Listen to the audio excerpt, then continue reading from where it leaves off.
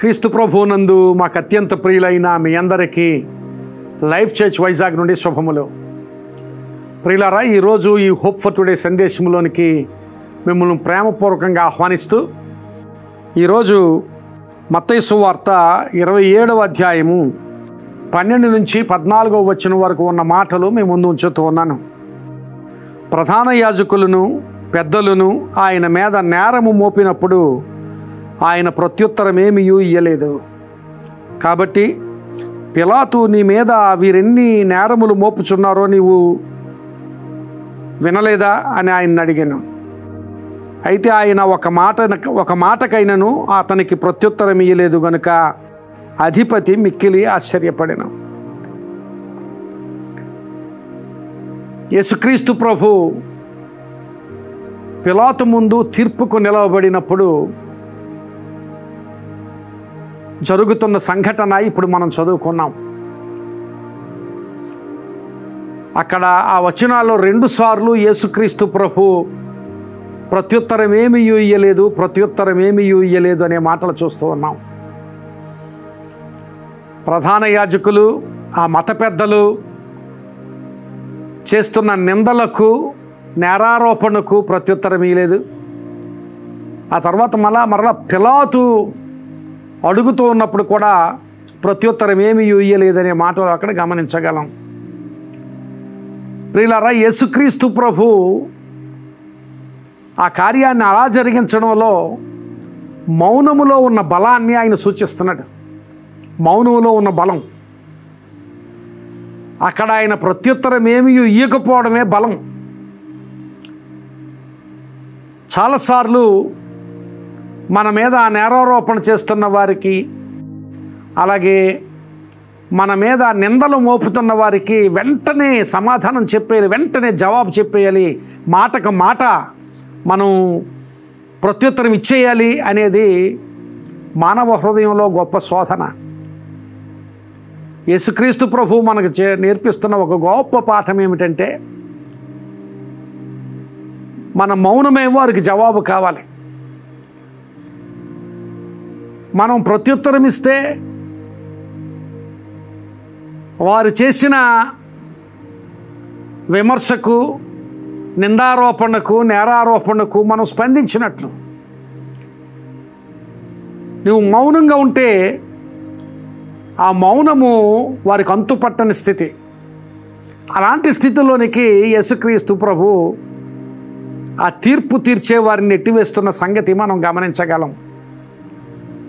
అధిపతి మిక్కిలి ఆశ్చర్యపడ్డాడట. అధిపతిని ఆశ్చర్యచకితుడిని చేసే మౌనం ఆ మౌనం.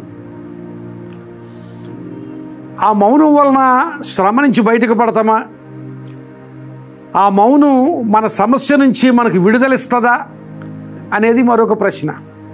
ప్రియులారా, గమనించాలి, యేసుక్రీస్తు ప్రభు ఈ సందర్భంలోనే కాదు, ఆయన ఆయా వ్యక్తులతో మాట్లాడుతున్నప్పుడు, ఆయా సందర్భాల్లో ఆయన మాట్లాడినప్పుడు ఆయన ఏ నేపథ్యంలో ఉన్నారో దానిని బట్టి ఆయన మాట్లాడిన సంగతులు మనం గమనించగలం. అక్కడ ఆ పరిస్థితి యొక్క నేపథ్యం ఏమిటి, అప్పటి సామాజిక స్థితి, అప్పటి మత సంబంధమైన సంగతులు, అప్పటి ప్రభుత్వ సంబంధమైన సంగతులు, అక్కడ ఉన్న పరిస్థితులన్నీ దృష్టిలో ఉంచుకొని ఆయన మాట్లాడవలసి వచ్చినప్పుడు మాట్లాడారు, మౌనముగా ఉండవలసి వచ్చినప్పుడు మౌనంగా ఉన్నారు. ఒకవేళ మాట్లాడవలసి వచ్చినప్పుడు మాట్లాడినా ఆయన ఎప్పుడు అనుకూల వచనమే మాట్లాడారు, కానీ ప్రతికూలమైన వచనాన్ని, ప్రతికూలమైన మాటలను ఎప్పుడు మాట్లాడలేదు. తీర్పు తీర్చిన వారికి, నేరారోపణ చేస్తున్న వారికి కూడా ఎప్పుడైనా జవాబిస్తే ఆ జవాబు అనుకూలమైన వచనం ద్వారానే జవాబిచ్చాడు, కానీ వారిని ప్రొవోక్ చేసే విధంగా, వారిని రెచ్చగొట్టే విధంగా ఎప్పుడు యేసుక్రీస్తు ప్రభు సమాధానం ఇయ్యలేదు. లేక వారి హృదయాలను, వారి మనోభావాలను గాయపరిచే విధానంలో యేసుక్రీస్తు ప్రభు ఎప్పుడు జవాబు చెప్పలేదు. ఈ మాటలు మీ ముందు ఎందుకు ఉంచుతున్నానంటే, ఈ దినాల్లో మన చుట్టూ జరుగుతున్న సంఘటనలను దృష్టిలో ఉంచుకుని ఎవరైనా మన విశ్వాస స్థితిని బట్టి మన మీద నేరారోపణ చేసిన, మన మీద నింద మోపిన, లేక మనల్ని విమర్శించిన, వాటికి మౌనంగా ఉండగలిగే సందర్భాల్లో మౌనంగా ఉండడం చాలా ఆశీర్వాదకరమైన సంగతి. మౌనమే పెద్ద జవాబు. ఆయా సందర్భాల్లో మనం మాట్లాడవలసి వస్తే ఆ మాటలు అనుకూలమైన వచనంగానే ఉండాలి, కానీ ఎదుటి వారిని గాయపరిచే విధంగా, ఎదుటి వారిని రెచ్చగొట్టే విధంగా ఉండడం అది దేవుని పద్ధతి కాదు, లేక అది యేసుక్రీస్తు ప్రభు పద్ధతి కాదు. ఆయన మౌనముగా ఉన్నాడు, ప్రత్యుత్తరం ఏమీ ఇయ్యలేదు అనే మాటలు అక్కడ మనం గమనించగలం. మీరు ఒక ప్రశ్న అడగొచ్చు, ఆ మౌనంగా ఉండకపోవడం వలన విడుదల కలిగిందా, జయము కలిగిందా అంటే అక్కడ జరగవలసిన సంఘటన అంతా ప్రభువు దృష్టిలో ఉంది. ఆయన తప్పక సిలువ వేయబడాలి, ఆయన తప్పక ఆ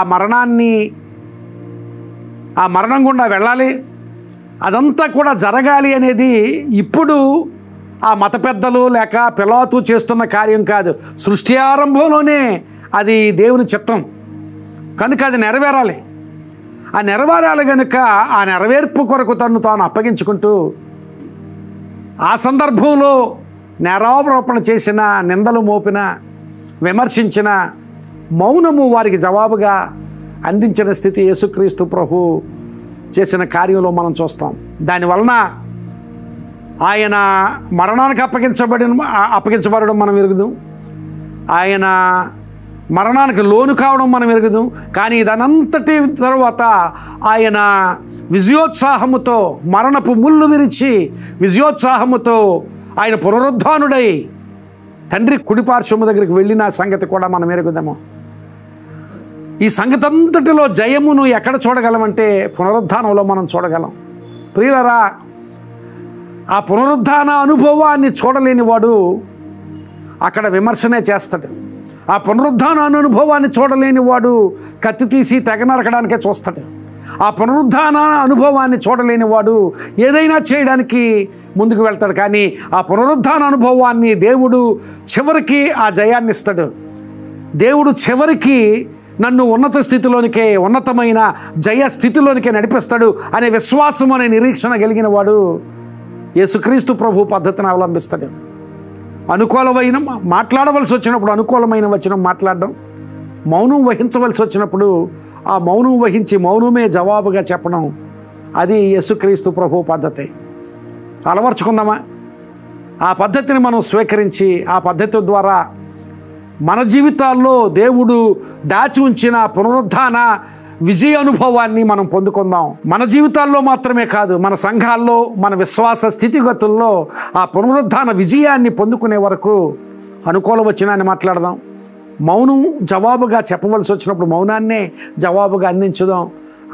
అలా చేసి ఆశీర్వదించబడదాం, పునరుద్ధాన విజయంలోనికి నడిపించబడదాం. అట్టి ఆశీర్వాద స్థితి ఈ మాటలు విన్న నీకు, నీ కుటుంబానికి, సంఘానికి, క్రైస్తవ ప్రపంచానికి దేవుడు కలుగు చేయనుగాక. ఆమేన్. God bless you. ప్రార్థన చేసుకుందాం. పరిశుద్ధుడా, కృప కలిగిన మా తండ్రి, ఈ మాటలు విన్నవారికి అందరికీ ఆశీర్వాదకరంగా ఉంచండి.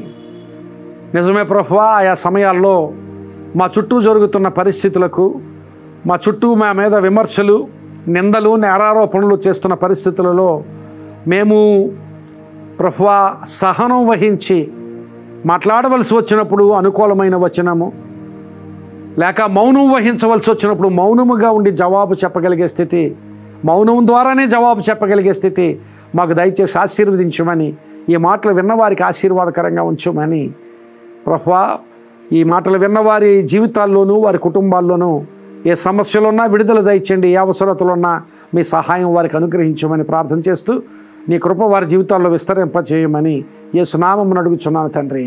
ఆమేన్. God bless you my friend. Have a wonderful day.